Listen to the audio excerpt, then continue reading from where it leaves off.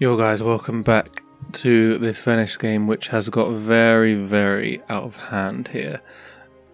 We are producing some quite ridiculous yields with 1,380 population in 52 cities, and particularly these tributes are giving us absolutely mad amounts because they scale with the yields in our capital, and the yields in our capital are obviously pretty big.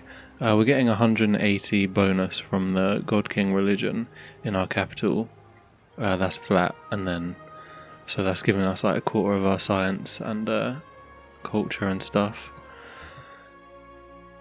Yeah, we are trying to get through all of the policies though. We have got all of the normal policies and 7 ideology policies left that we can still get. So we're going to try and get through them as quickly as we possibly can. I've got like guided missiles lined up, ready to take out like the garrisons in the city-state so that we can tribute them. Because if you wipe out their garrison, it means your like force modifier near their city is big enough to overwhelm the recently tributed modifier. Tourism, we are also influential / dominant with everyone, so we can pretty much win this game whenever we want. We do need a tier 3 ideology before we can build the Citizen Earth Protocol, but we will try and get all the policies first, and we will try and do that as quickly as possible. So there are a couple of tributes still available this turn. And yeah, that's a pretty big amount to get from tributing. So I think I will take the 5-year plan. The extra production should mean that our arts thing is giving us more.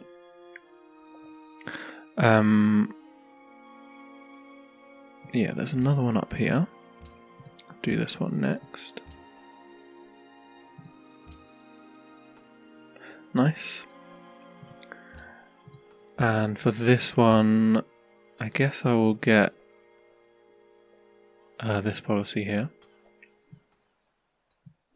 Not that it really matters either way, I don't think. But this great engineer we can actually use to finish off the Pentagon here.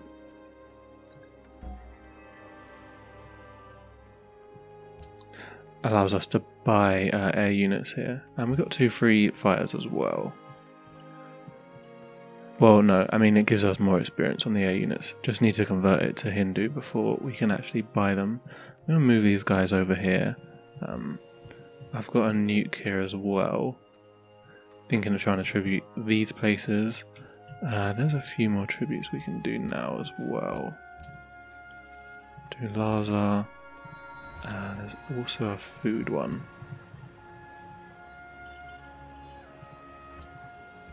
Which is over here.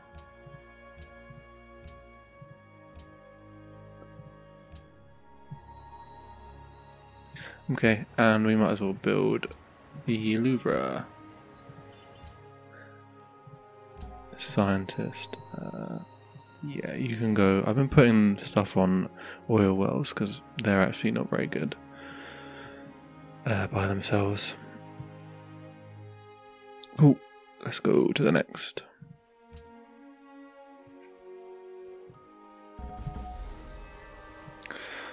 Alright, that's Louvre done in the capital. Very nice. Yeah, we're up to what? 1,406 citizens in 52 cities. And what are the demographics saying? 844 million people. And I assume these are pretty big numbers. Approval is actually slowly going up thanks to all the policies we have, and I think we've kind of outgrown the urbanization, so we're just getting more happiness from that progress policy. And yeah, we're making 15,000 gold per turn. That's pretty nuts. Alright, what I should do is fill up the Louvre with works of art.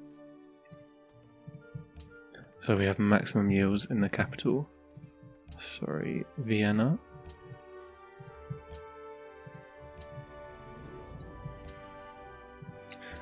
Because like I said, the yields scale with the yields in our capital. We actually don't have any artifacts which are not from Ancient Era. All the ones we've got so far are from Ancient Era, so we can't get the theming bonus. But that is fine. Yep,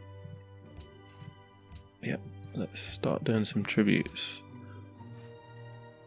So that's one there. I guess I'll do the food ones next.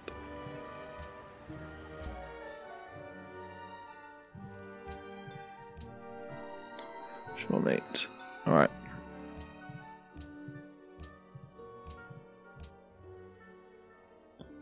Okay, that gets us another policy. I guess we'll take this one. 10% extra science. Yeah, that's like 1k extra science. So we could do the science places now as well. There's another food one though.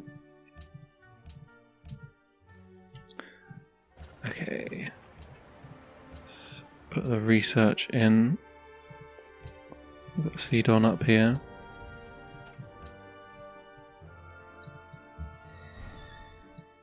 Okay, hopefully that guy's in range. Yep. Another future tech, very nice. Budapest here.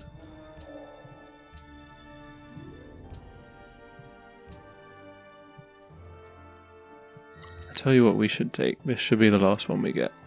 +2 citizens in all cities. Jesus, dude. That seemed like a lot. There's one more science one over here.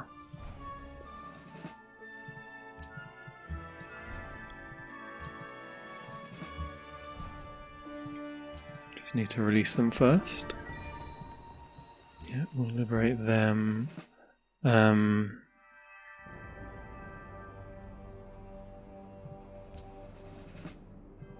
Okay, just declaring war should be enough. I think we... Cool. Okay, on to culture ones. So, Bogota.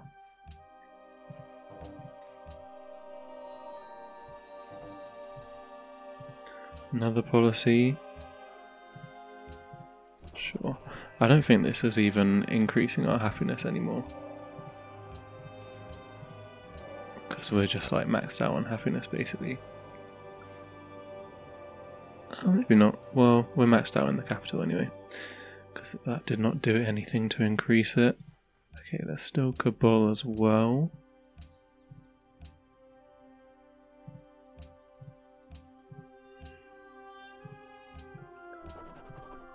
Okay, we'll have a great person, a writer.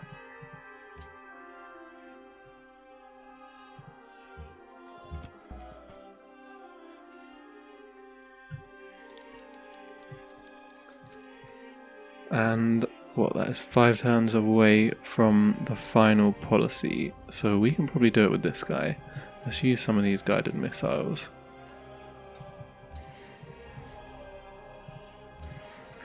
They're very good for wiping out these individual units, I mean ranged units.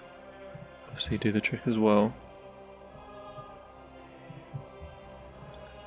So now we should be able to get a max tribute there. And let us put it into the Citizen Earth Protocol to make sure we can get it done. Boom. That is every single policy here. Okay, 6 more spies. We don't really have any use for them. But yeah, let's sort stuff out. I don't know if you noticed, but just we did get that mission, which was to take Bogota, and we got like 40 experience on all of our units, so a lot of promotions to do. Okay, well that was pretty fun. That felt like 100 units or something we had to upgrade. I did like some more tributing down here as well, using the nuke, and I took a couple more cities off Denmark. So we actually managed to get onto the next policy, although obviously there isn't one to choose, so that doesn't really do anything. But yeah, it looks like it is time to end this game.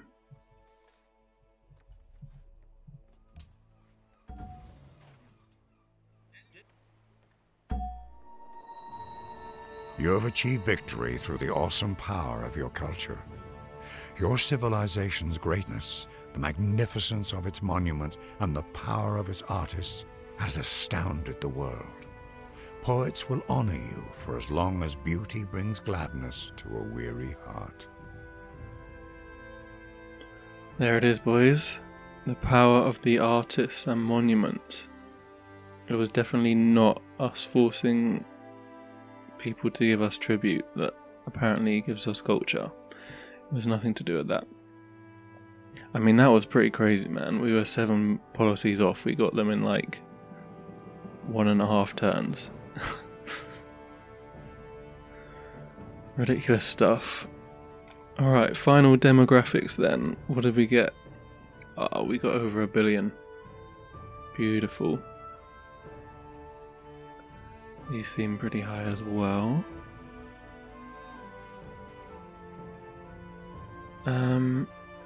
Yeah, let's go over the game then. Yeah, got a good ranking there.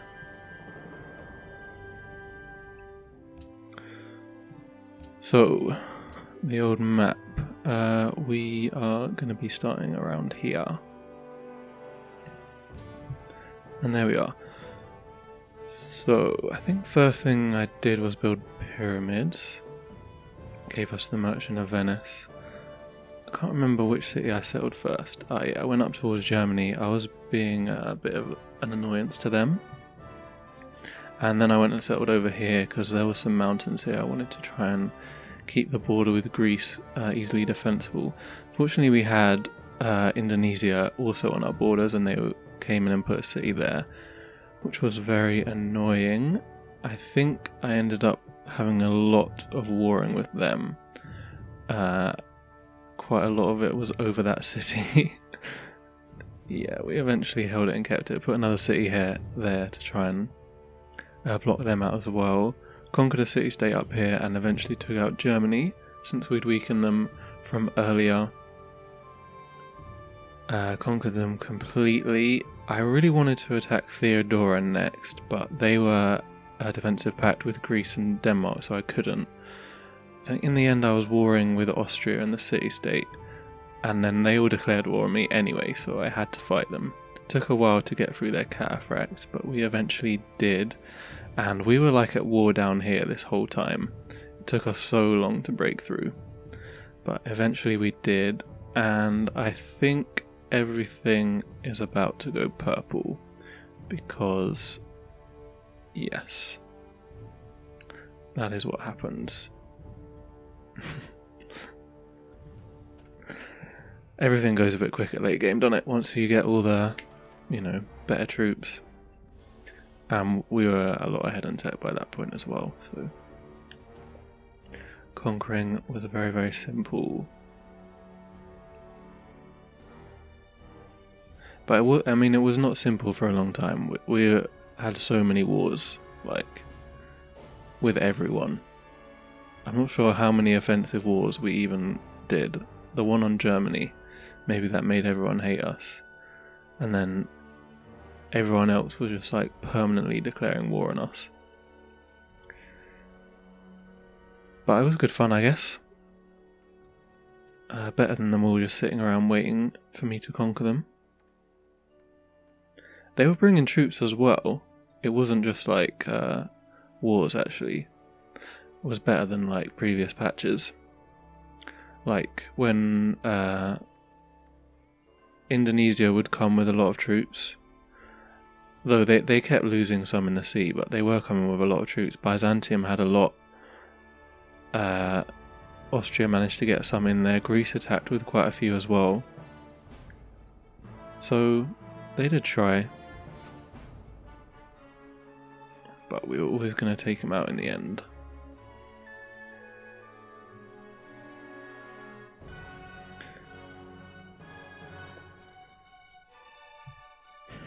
Oh, alright. We'll look at the grass then. These should be pretty crazy as well.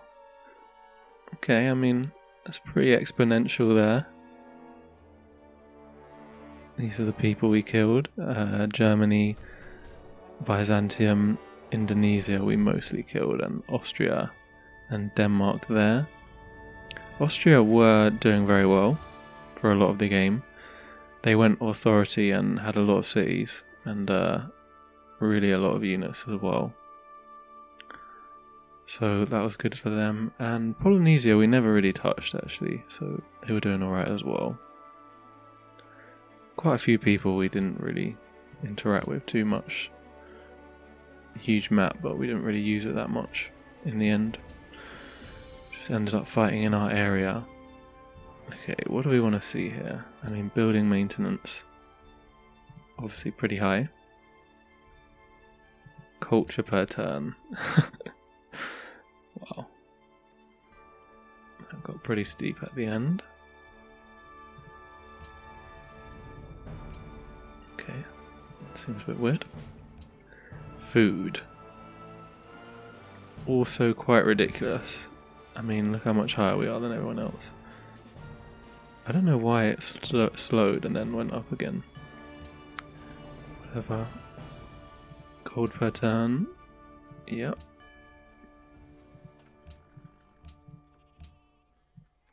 That went up a lot as well. I guess the stadium is the only thing, so once you get them, your golden age points go up hugely. Happiness, yep.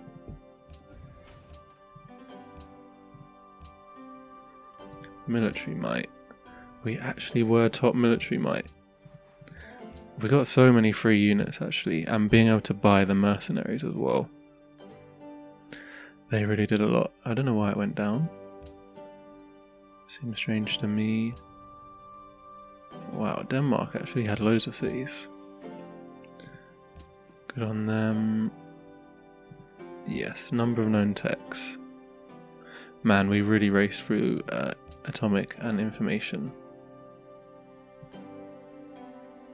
Like, we were...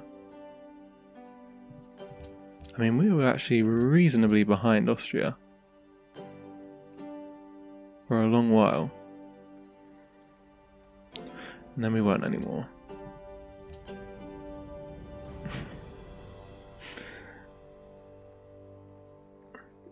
Wow. Population, yep. Production, yep. Science, yep. We had loads of instant yields as well, so it was not... This is not even necessarily showing the actual amounts that we were making.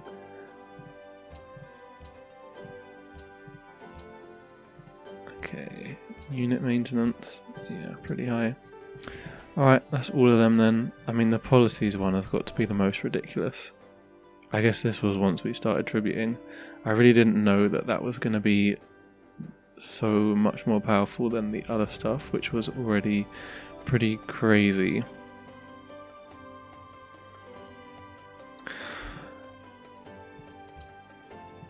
Okay, let's actually go through what we did in this game. So, first thing was we went for this God King Pantheon, which I've never even been close to going for before.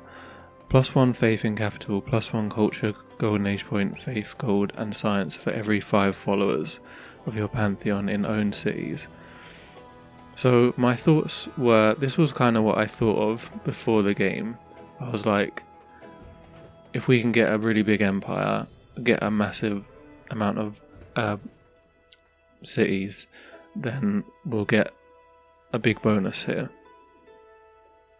So the puppet cities can be useful even though they obviously have lower yields, because they do actually grow at the normal rate.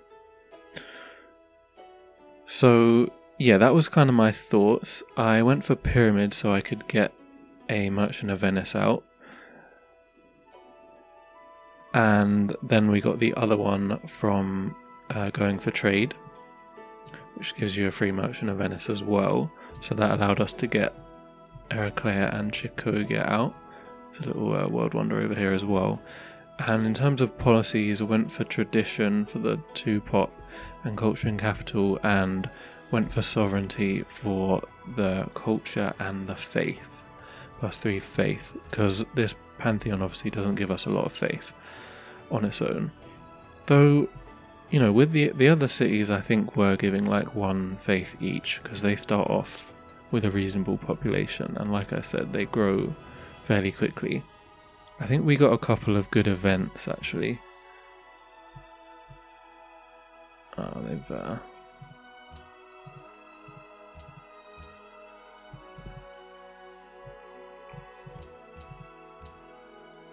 think that, well, we had some events that were giving like +1 faith to shrines and stuff like that. So eventually we were getting +2 faith from these cities. Also, I think we tributed Larza and maybe even Laventa as well. And did get a religion on turn 135, which is not the earliest, but is usually quite a safe one on this patch at least. But yeah, we just needed to get the religion. I think we actually got last religion, but we did get it. So then my other thought was instant yields, you actually get the full amount in your puppeted cities. So this follower belief, +5 to all city yields every time a citizen is born in a city.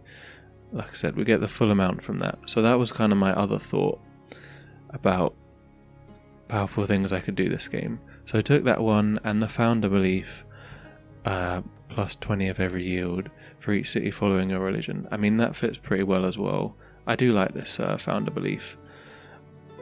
Maybe I would have gone for the one that gives faith, and I can't remember what the other thing is when you conquer cities, because I was planning to do some conquering as well, but I think that was taken, so we went for this one.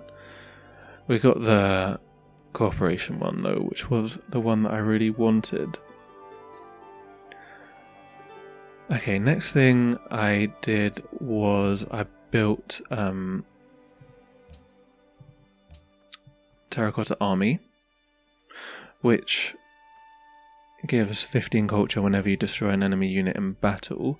Again, insta yields very good here because we don't have any increase in cost from having extra cities because we only have Venice. So that means any instant yields we get are kind of worth more in that sense.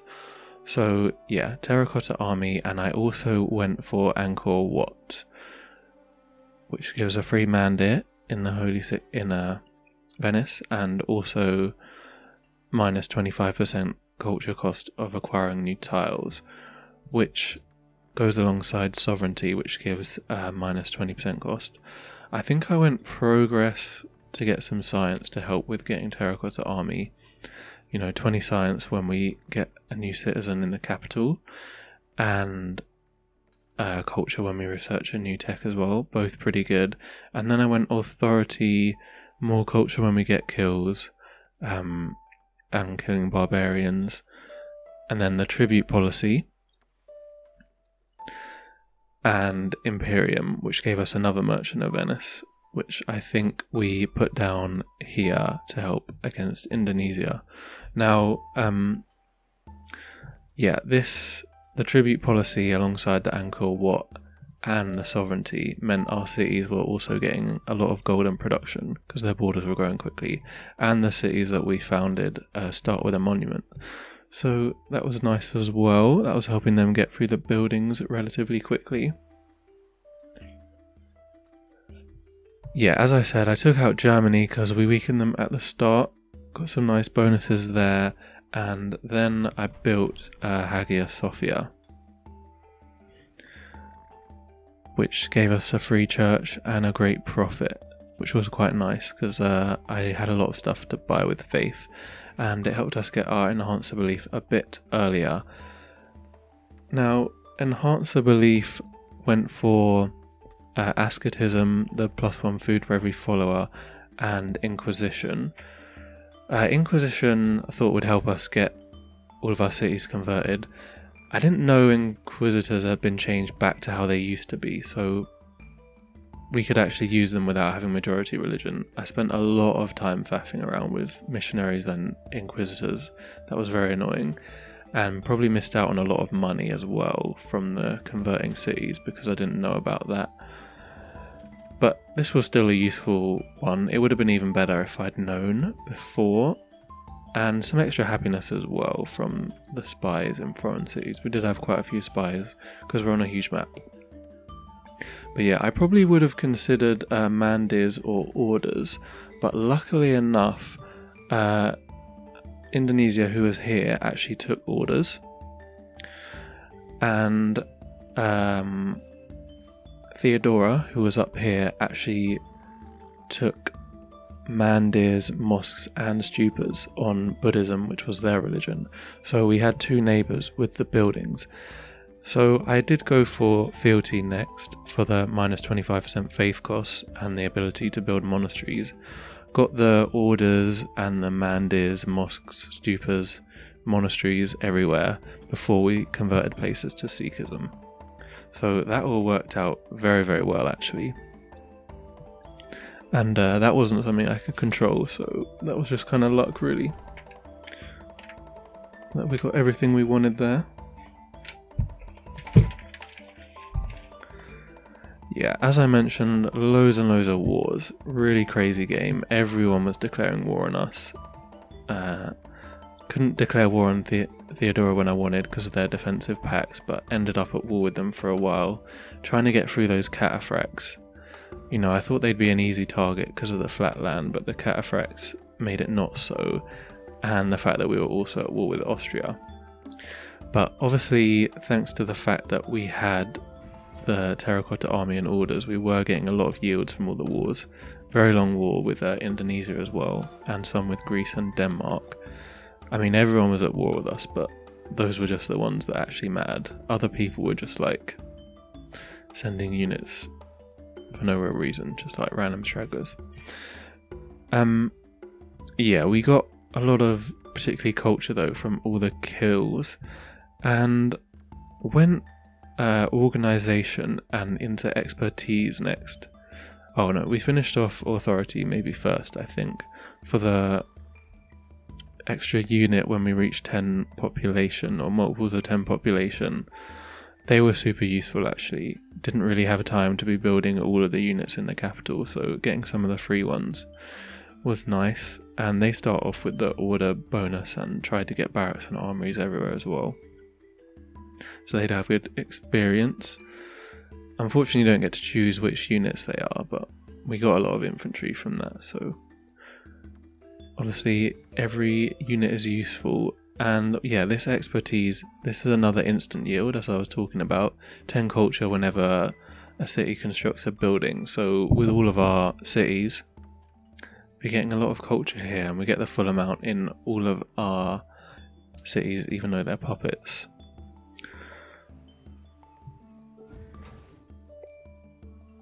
Next wonders we went for Sistine Chapel. That gives 10% culture in all cities. Now, as I mentioned during the game multiple times, the modifiers to the cities are flat modifiers.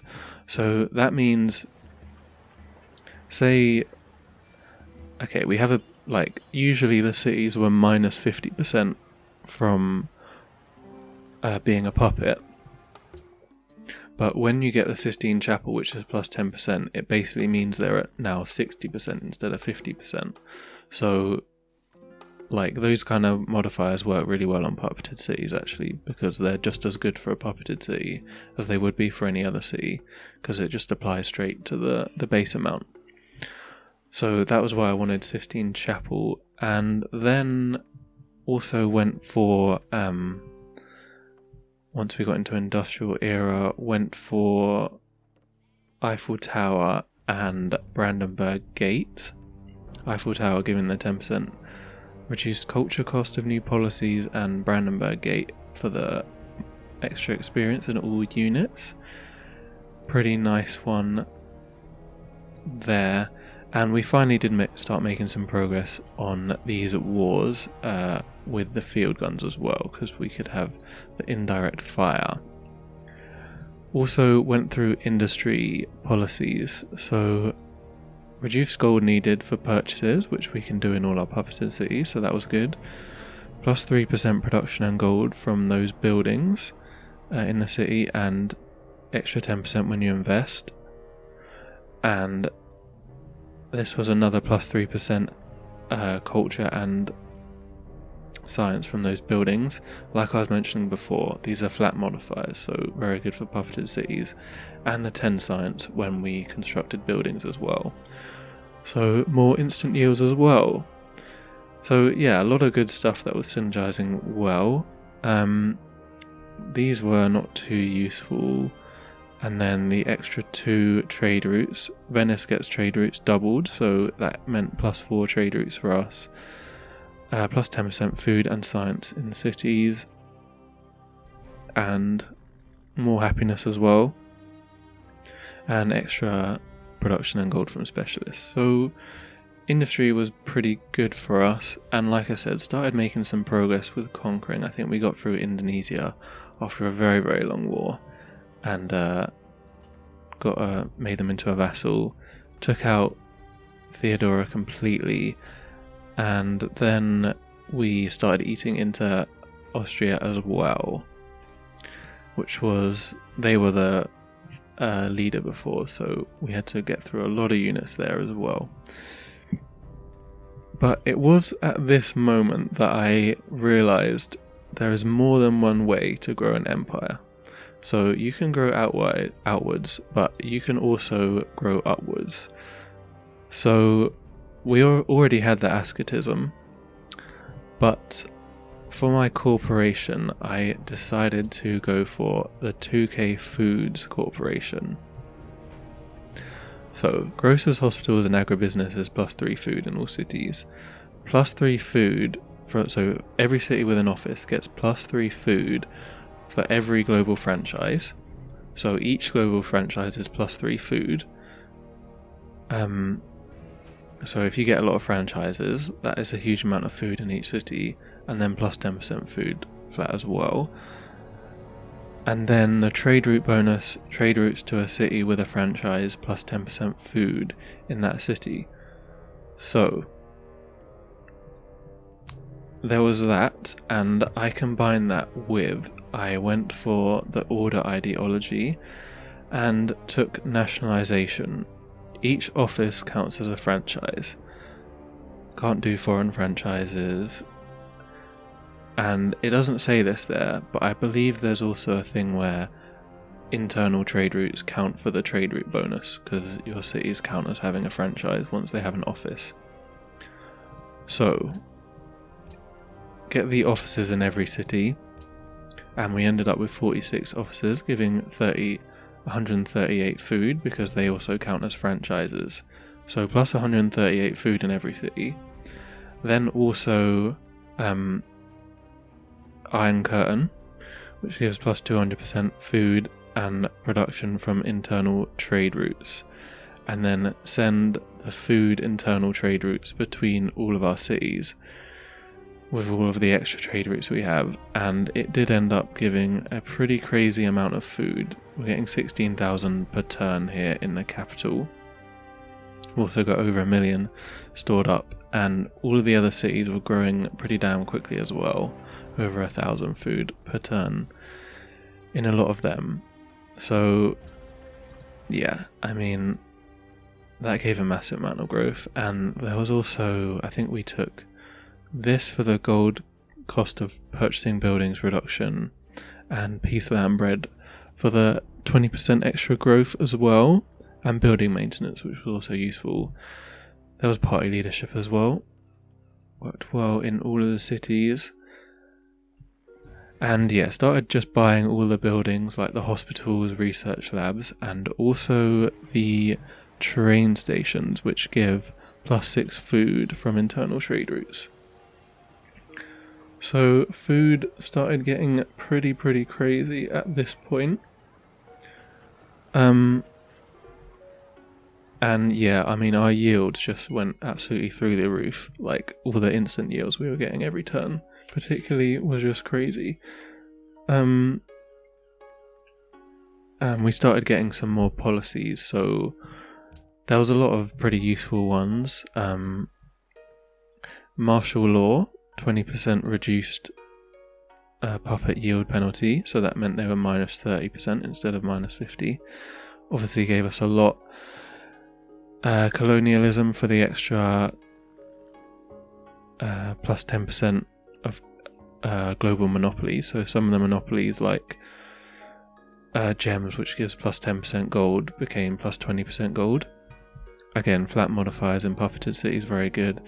Then stuff like going through to tradition for the plus 5% growth in all cities for each policy, and finishing off rationalism for plus 25% growth in all cities, and statecraft as well, which this opener gave a plus 1 of every yield for every 20 citizens in the empire. And there's an extra trade route slot in here as well. So yeah, we just ended up, population ballooned massively, and we started getting a tech lead as well, so we could conquer even more cities, like took out Greece fairly easily, finished off Austria, and started taking out Denmark. I was going to continue to conquer people like Polynesia and Aztecs, but I actually realised that we were getting quite insane yields from tributing. Now, tribute yields scale with the yields in your capital. So, since we had such big yields in the capital, including from the God King bonus, we were getting really insane yields. I even built a solar power station, which is somewhere down here, to make the processes more efficient so that I could do processes when I wanted to tribute, because it increases the yields.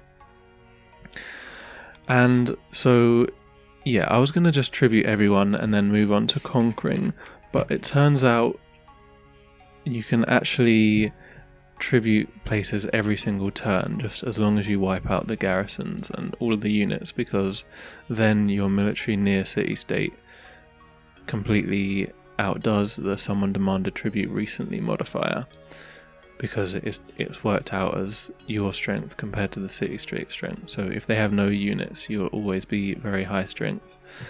And I realised guided missiles were very good for this, because they do a lot of damage to the garrisons and ranged units as well. And then we could also buy like the mercenaries, because they can move straight away and come with full experience. So use the guided missiles and them to, like, we could get them in position to be near the city state so that we could get the tributes all the time. Guided missiles are really nice actually, because for buying, because they don't get any promotions anyway, so you basically get a full strength guided missile when you buy it. Might start using them in future games for getting rid of pesky garrisons and stuff, because they do some good work. But yeah, the tributing was just completely next level. Like, we were already doing really well, but tributing got us through like all of the policies unbelievably quickly. Yeah, I think there are probably some bugs in it, or at least it's not really intended to be that way. So I did report it all, so I'm assuming it will get changed. I think at the very least tributes, or heavy tributes, will give a lot less in future. Just to clarify, we were getting crazy culture because of this tribute policy, which gives 25% of tribute yields as culture, and then the finisher also doubles the amount you get from that. And then it was also scaling with era. I'm not sure if it's meant to do that, but like I said, it ended up giving unbelievable amounts. And I'm sure you shouldn't be able to do it every turn as well, because that's obviously crazy for full amounts. But I mean, you know, the only reason we could do it is because we were so far ahead on tech, and because we didn't have to be at war with these people. Because if we're at war with people, you can't, like, if we were at war with Polynesia, we wouldn't be able to tribute Tyre, because we'd just be at permanent war with them. So it obviously helps that we're so far ahead in tech and have all these units and stuff that no one else can really stop us from doing what we want. And the insane yields in capital helped us to get even more from the tributing. But I'm sure I could have finished off all the policies earlier if I'd known I should be beelining for tributes to get them done. It is definitely a shame that the tributes kind of overwhelmed everything, because I think we could have got through all the policies without it. There was still we still had a lot of places to conquer, and obviously our cities would just keep growing bigger and bigger. And the main thing I really needed was some Congress stuff, because I didn't have enough votes to actually propose stuff in Congress until just now, because quite a few of them went statecraft, and yeah, we just didn't have votes. Maybe I should have taken that Venice unique building for the extra votes with money, but I went for the Arsenal one because I thought it would be more useful. And it might well have been, to be honest, given the extra production and the combat strength bonus to naval units. But yeah, maybe having people in Congress, because I really needed to get the ban on marble undone. That would be an extra plus 20% culture modifier from having the marble monopoly. Get Treasure Fleet passed, get Wells Fair passed, and then start buying the Great Writers. Thanks to finishing off Progress, then I'm sure we could have got some pretty big culture from that and got through the policies in reasonable time. Probably would have been somewhere in the region of, mid 400s, maybe earlier. If we just went straight for the World's Fair, maybe we could have done it in the early 400s. Not sure, but I guess it was nice to just be able to get it done quickly. I mean, just for we are very, very early still. This has turned 389. For reference, the last game as Austria, we'd finished the tourism victory on turn 270 on standard. So that equates to turn 405 on epic, which we're on here. And that felt like a very early victory. The game as Korea was on epic. That was a space victory. And that was actually turn 480. And no one was really competing with us for that one in the end. Even that game I did, the one where I tried to win as the Netherlands, where there was that ridiculous AI Morocco, even that game, that ended on turn 320, which is 480 on epic, isn't it? Because that was on standard. So we're even way ahead of that one as well. And yeah, we obviously could have finished this game earlier if we'd really wanted to. I mean, we are super dominant on everyone. Tourism just went crazy at the end. So these other civs must be wondering what the hell is going on in Venice. We've already researched future tech loads of times. They're in modern era. I think most of them industrial still. So we are pretty ahead of the curve, and man, we raced through atomic era and information era so ridiculously quickly. I wanted to get 2 musicians in atomic era. It was I needed it to be 20 turns, and it was not even close. That was with trying to part research all of these. I feel like we literally got through atomic era in 10 turns or something. Really crazy like that.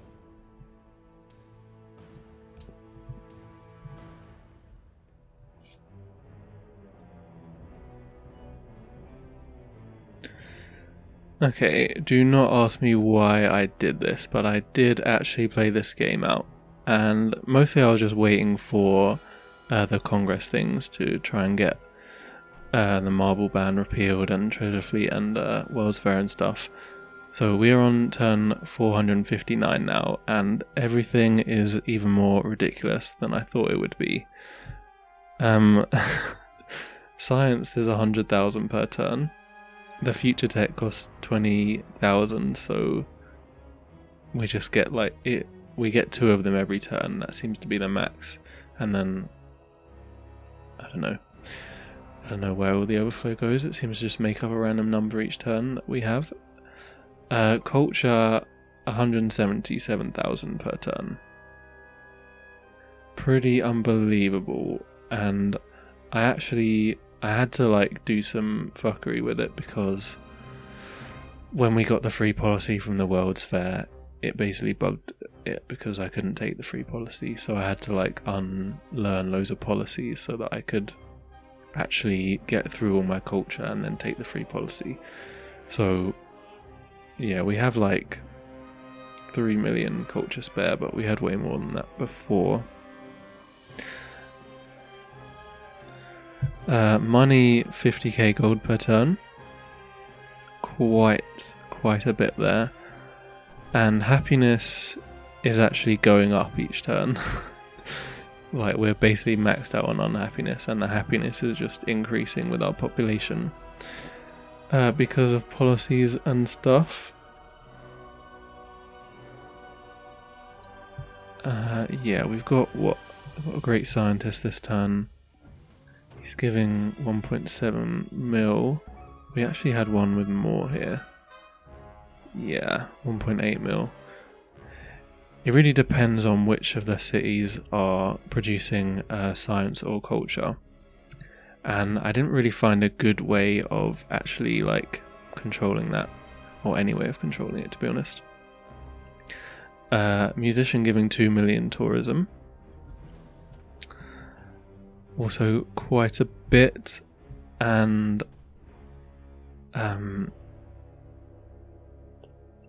yeah, I tried to become just friends with all the cities. I mean, we conquered everyone. Wasn't too hard. Tried to become just friends with all the city-states, but it ended up making our culture production less because all of our cities switched over to science instead of culture.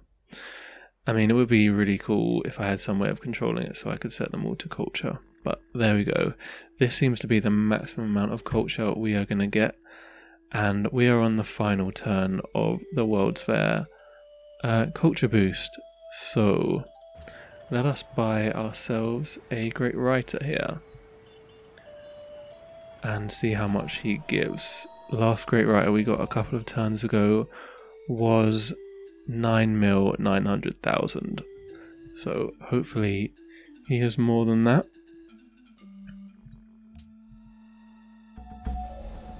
I think we agree. Okay, so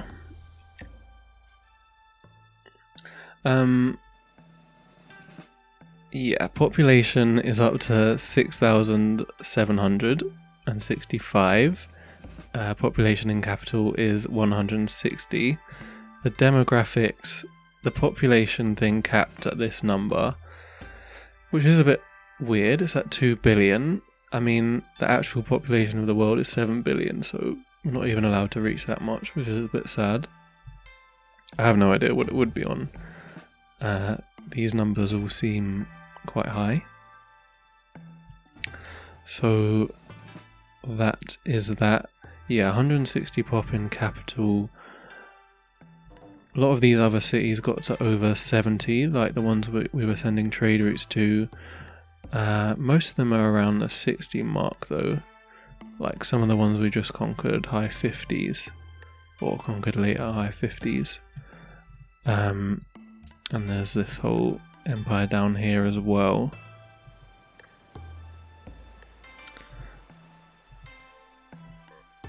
Yeah, mostly 60 and above. Pretty nice. The capital yields are, with arts production, 10,700 culture per turn, 6,000 science per turn, 5,000 gold per turn, 30,000 food per turn, 38,000 with food production. We still have like over a mil food spare, I believe. Yep. This kind of reminds me of that flipping game, those idle games, where the numbers start getting unbelievably ridiculous. Like 10 to the E plus 6. I mean, it just means a mil, but it'd be quite cool if there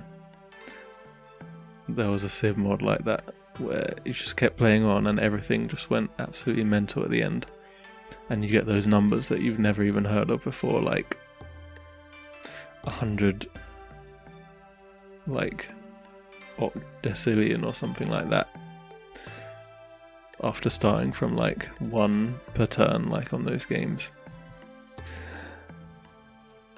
But yeah, the bonus yield from the religion is 1,199. And I think it was at like 200 before, wasn't it? On the where we were at previously, 70 turns ago. So that's a pretty good amount.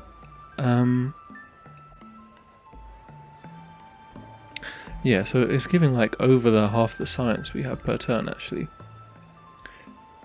Like over half the base science, and then it gets modified by all the other modifiers. And a reasonable amount of the base culture as well. Yeah, quite a lot of the faith. These other cities, you know, even though they're populated cities, they have so minus 30 but plus 40, 50, 70, 85. So they're basically given 155% culture with their monopolies and all the other modifiers that we have. Pretty good stuff. Let's actually see how much a tribute is. I believe there was one up in Kabul we could do. 176,000.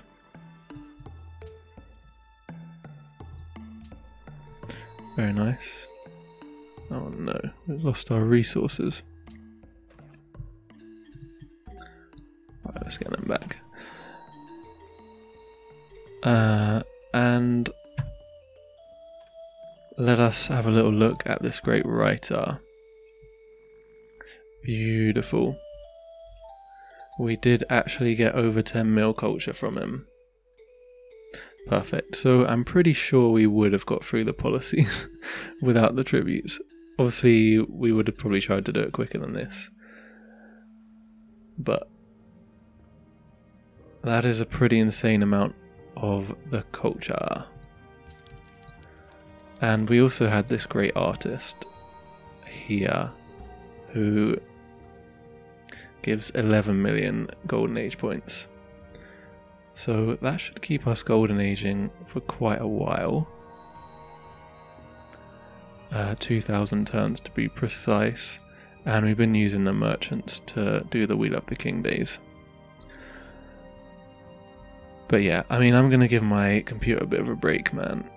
And stop this one here. At 6,765 population.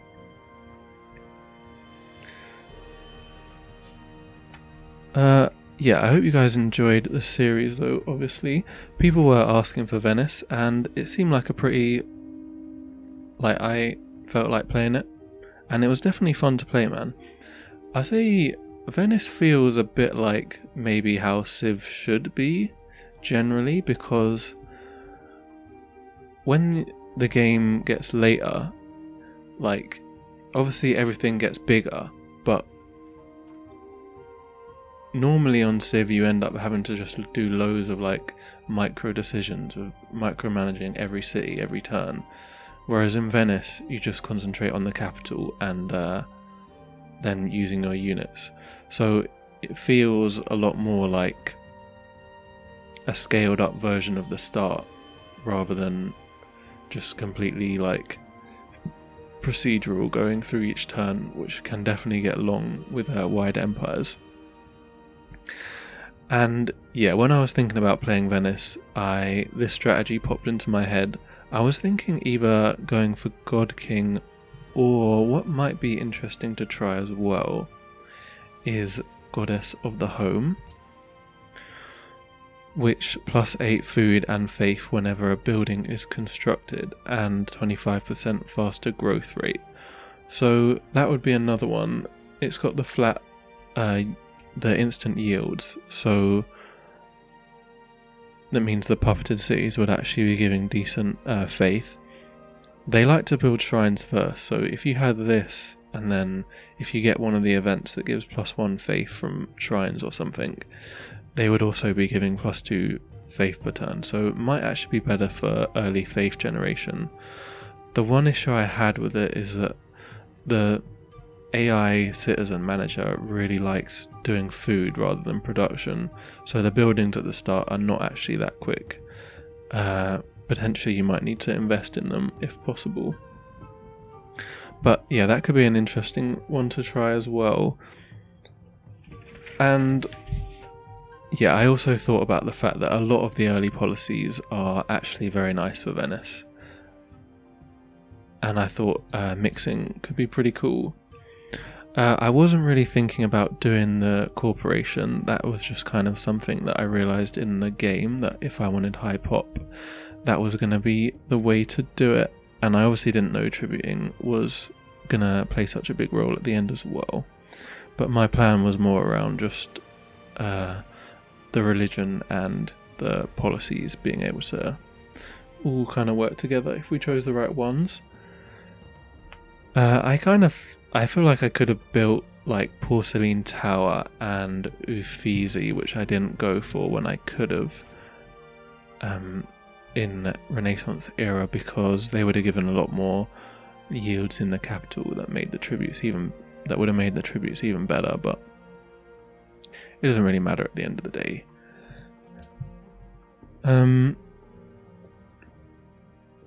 Yeah, obviously the strategy did become crazy good around like modern and atomic and stuff with the corporation.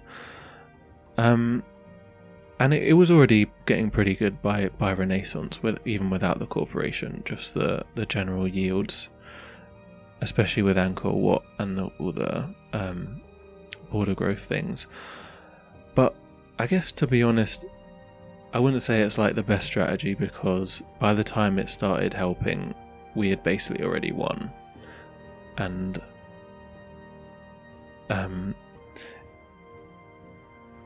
really what you need is something to help you at the start so that you can start the conquering, and it obviously didn't really give a lot at the start, and it is going to be a struggle to get a religion with it.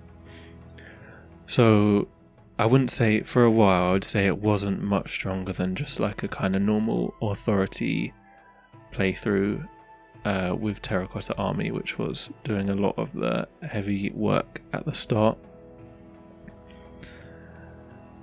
So yeah, my advice for Venice would be, I do think that conquering is the way to go. Potentially even skip religion at the start. Just try to get the conquest started and Terracotta Army, because one of the great things about Venice is that you will not run into happiness problems, or way less than other civs, and your happiness, you would only really run into problems from having loads of resisting citizens. So you can pretty much start conquering as soon as you can get cities, whereas normally you'd probably want to wait. And not only that, but you will be getting benefits from those cities as well. Even though they're puppets, so only half, there's basically no negatives to them, so you might as well just start conquering as soon as you can. And yeah, just bear in mind the other policy synergies you might want to take, like sovereignty and expertise, fealty opener, statecraft opener. Industry is very nice, but so is imperialism. And you could take a couple of ideologies as well. So yeah, that would be my advice for Venice. I'm not a huge fan of the idea of tradition and, like tradition, culture-y stuff with Venice. I think conquering is a better way to go. And don't be afraid to buy units in your cities. Like, I guess you could buy like the Landschnitz and stuff like that, but you could also buy just ranged units to help garrison. because it doesn't matter too much if they have full experience or not. You just want to get the conquest train rolling, and you will be in a very good position at the end anyway. Like, you wouldn't get as much yields without having this follower belief and the Pantheon and stuff, but like, you will still be in a very good spot if you can do some conquering. The other thing I would say I learned from this game is that the 2k foods place is probably worth considering outside of this game. So especially with the order internal trade route strategy, obviously you get a lot of food that helps you grow your cities. I guess the thing I didn't know before is that I think it has a Empire Needs modifier reduction, which is actually -5% per office you have. So you don't even need the franchises, it's just -5% per office. So you can see here all of our needs are like minus loads. We don't have those needs in the puppet cities, but here at least. I did also build some public works because I didn't have anything else to build, but yeah, so I think you could actually get away with having basically no unhappiness if you had a wide empire with the 2k foods. Or maybe it would just cancel out the empire size thing. I'm not sure, or maybe that's been removed. But point is, I think you could do a wide empire with it, and you would still get pretty big cities. The other thing is, I kind of thought before, well, we get a load of food, so what? Unless you have stuff like cooperation. But actually, what I realized is, so museum +1 culture for every 4 citizens, and broadcast tower +1 culture for every 2 citizens actually does start adding up. I know they are quite late, but I guess it's a similar time to the corporation anyway. So that could actually get you a serious amount of culture as a wide empire. And our culture was literally just going up and up and up every turn, like significantly. So yeah, I will definitely bear it in mind in future. Obviously we had the double trade routes, which helped it be even better, because then we could get even more crazy food. But you could probably, like, I was trying to get max food in capital. I think just sending them around like in pairs, one to and from each city, could pretty much be enough to get them all growing, as long as you had a reasonable number of franchises and stuff. Because even a lot of these cities without franchises are huge, man. I mean, without trade routes are huge, like purely from the office franchise bonus. So I will bear that in mind in future. And that is about all I have to say about this game that I can think of. So, subscribe if you enjoyed this pretty ridiculous game we have got here. Is it going to lag out if I press the yields button? It is not. Wow. Alright, well, we can have a little look around then. See what is what in this empire. So yeah, there seems to be a new patch coming out soon, so I may well wait for that before I do my next series. Hopefully it will be a little bit more difficult, and maybe some of this like tribute stuff will have been kind of sorted out as well. So most likely what I will do is get stuck into that one with a random civ,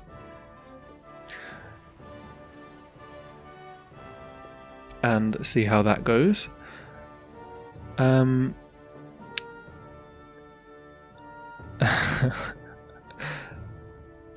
Yeah, so classic. I am also thinking of doing a guide video potentially on authority once I've had a bit of a play around on the new patch and see how I feel about it, because balance has been changing a bit, so don't really want to make a video before I'm sure that what I'm saying is correct. Other than that,